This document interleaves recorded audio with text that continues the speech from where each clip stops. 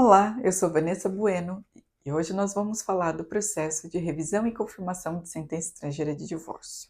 O que isso significa? Toda vez que um cidadão português realiza o seu divórcio fora do território português, essa decisão estrangeira, ela precisa ser revista e ser confirmada pelo tribunal português para que os seus efeitos sejam produzidos em território português.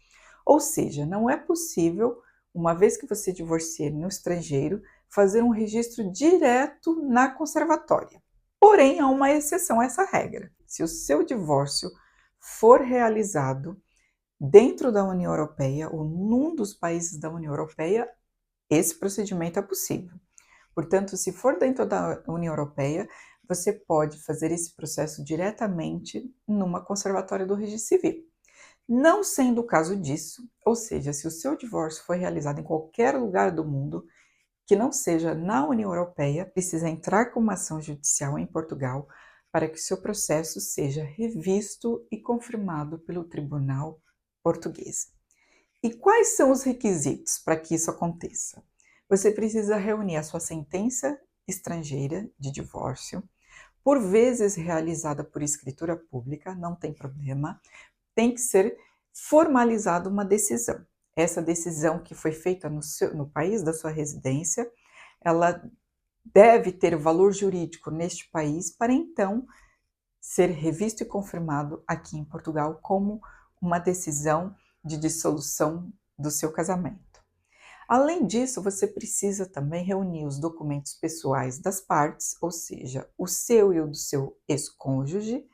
No caso desse cônjuge já ter falecido, você precisa, neste caso, reunir a certidão de óbito desse cônjuge e também você precisa identificar quem são os herdeiros desse cônjuge. Isso é muito importante. Além desses documentos pessoais, você precisa também juntar a procuração dessas partes, não é? De quem for participar do processo, normalmente o ex-cônjuge, ou no caso de falecimento desse cônjuge, os seus herdeiros. Além disso, você tem que ter já transcrito o casamento em Portugal, isso é muito importante, né? No caso de você ter adquirido a nacionalidade recentemente, você vai proceder primeiro à transcrição do seu casamento para depois submeter esse processo para averbar o seu divórcio. Então, tenha muita atenção a isso, porque o seu assento de casamento português é um dos documentos necessários para proceder a este processo.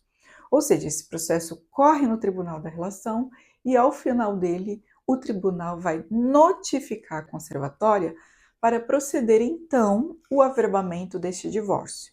E a partir deste procedimento é que o seu divórcio vai ser averbado e o seu casamento vai ser dissolvido em território português.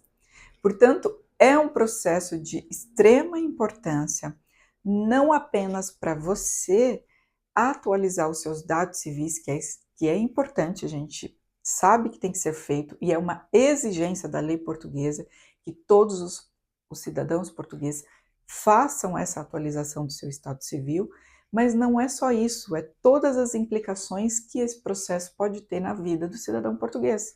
Por exemplo, nas questões de herança, na questão da compra do imóvel, nas questões também de você regularizar a sua família em Portugal, se é o caso da sua família ainda não ter a nacionalidade portuguesa e você ter interesse de vir para Portugal, você precisa ter essa situação regularizada, até para depois os seus filhos, de um segundo casamento, por exemplo, ter a possibilidade de requerer a nacionalidade portuguesa, o seu cônjuge atual. Além disso, também temos a situação da alteração de nome.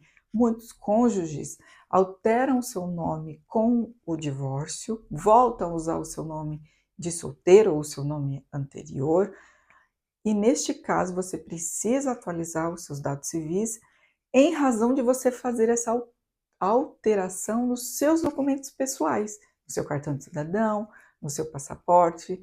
Então, esse dado, essa alteração é de extrema importância, principalmente para quem tem dupla nacionalidade.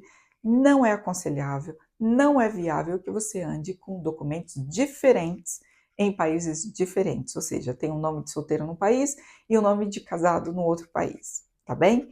Então, por isso, tenham atenção para que vocês, sempre quando se deparem com esta exigência, façam de imediato este processo.